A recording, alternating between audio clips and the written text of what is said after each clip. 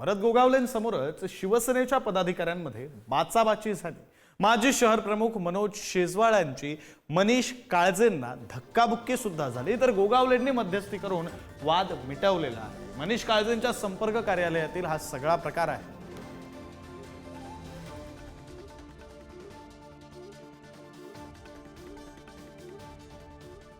मंत्री भरत शेठ गोगावले आज सोलापूर जिल्ह्याच्या दौऱ्यावरती आहेत आणि आज त्यांनी देवदर्शन घेतलेलं आहे। शेठ आज देवदर्शन घेतलेलं आहे। कशा प्रकारची इच्छा व्यक्त केलेली आहे, कशा प्रकारचं साकडं घातले स्वामींच्या चरणी? स्वामींच्या चरणी दर्शनाला आलो होतो। आता दर्शन देवळात जायचा नमस्कार न करायचा असं कधी होतं का? म्हणून देवळात गेल्यानंतर पाया पडून काय ना काहीतरी मागणं मागावं लागतं। तसं मागणं नेहमीप्रमाणे मागितलंय। आपण बघू आता काय मागितलंय शेठ? काय दुसरं मागणार? आता एक इच्छा राहिले आपण ती पूर्ण करावी। आमदार होण्यासाठी मागितलं होतं, आमदार झालो, मंत्री ते झालं, आता पालकमंत्री व्हावं ते मागितलंय। दुसरं काय मागणार? दुसरं होईल इच्छा पूर्ण शेठ? जागरूक देवस्थान आहे, होईल असं आम्हाला वाटतंय। दुसरीकडे आपण बघितलं गेलं तर शेठ, उद्धव ठाकरे आणि राज ठाकरे एकत्र येण्याचे संकेत राज ठाकरेंनी एका मुलाखतीमध्ये सांगितलेला आहे। एकत्र येण्याचे संकेत राज ठाकरेंनी दिलेले आहेत। कशा प्रकारे बघतो? आम्हाला त्याबद्दल काही दुमत नाही। आमची तिघांची युती भक्कम आहे, त्यामुळे आम्हाला काय अडचण नाही। आत्ताच इनमीन 4 महिने झालेले आहेत, अजून बरेच दिवस बाकी आहेत, पावणे 5 वर्ष बाकी आहेत।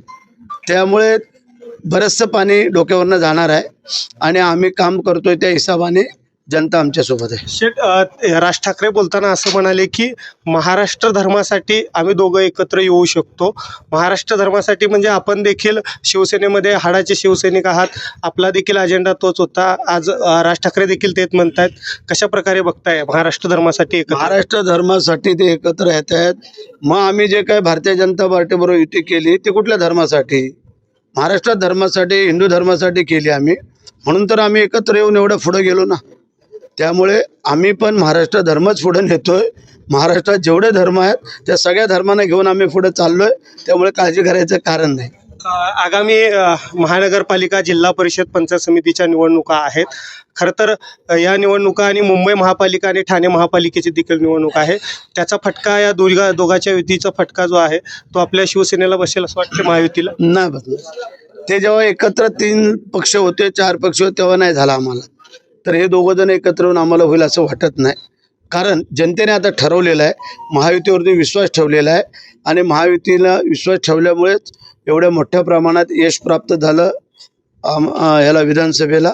त्याचप्रमाणे ज्या आता येणाऱ्या स्थानिक स्वराज्य संस्थांच्या निवडणुका आहेत त्याला पण तीच परिस्थिती राहील। यावं असं वाटतंय का तुम्हाला दोघं जण एकत्र? काय वाटते भरत शेटांना, काय वाटतं? कुठल्याच पक्षाला वाटत नाही कोण दोघं एकत्र यावेत, त्यामुळे तो भाग वेगळा आहे।